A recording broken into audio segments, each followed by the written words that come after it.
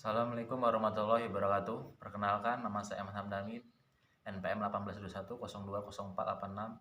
Saya di sini akan mempresentasikan tentang substansi hukum Islam mata kuliah Filsafat Hukum Islam. Makna hakikat sesuatu menurut filsafat. Definisi hakiki atau esensial adalah pernyataan hakikat sesuatu, yaitu suatu pengertian yang abstrak, hanya mengandung unsur-unsur pokok yang diperlukan untuk memahami suatu golongan tertentu dan untuk membedakannya dari golongan-golongan lain, sehingga sifat golongan tersebut tidak termasuk dalam hakikat sesuatu itu. Definisi yang disebut dalam ilmu mantik sebagai jami dan mani adalah definisi yang paling penting dalam ilmu pengetahuan dan filsafat. Definisi itu tersusun dari jenis yang terdekat dan perbedaan spesifik. Jenis ialah setiap pengertian yang menyatakan hanya sebagian dari hakikat sesuatu. Artinya pengertian tersebut belum menyatakan hakikat sesuatu itu seutuh-utuhnya.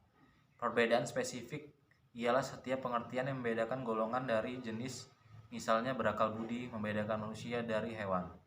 Pengertian filsafat hukum Islam.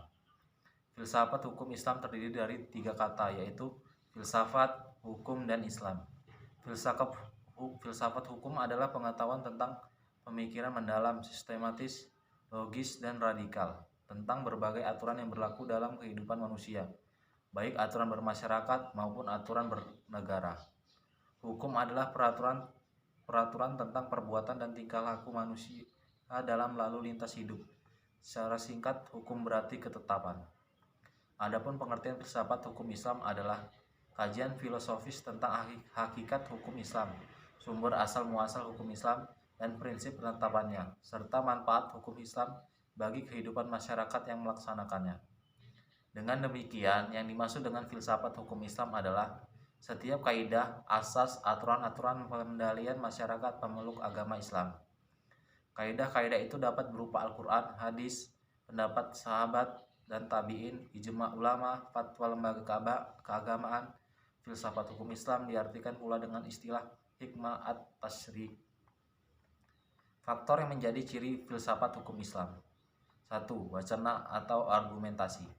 Menandakan bahwa si filsafat memiliki kegiatan berupa pembicaraan yang mengandalkan pada pemikiran rasio tanpa verifikasi uji empiris. Kebenaran filosofis tidak memerlukan pembuktian atau tidak perlu didasari bukti kebenaran, baik melalui eksperimentasi maupun pencarian data lapangan. 2. Segala hal atau sekalian alam. Artinya semua materi pembicaraan filsafat adalah segala hal, menyangkut keseluruhan yang bersifat universal, tidak ada yang tidak tersentuh oleh pembicaraan filsafat. Ada atau tidak ada permasalahannya, filsafat merupakan bagian dari perbincangan.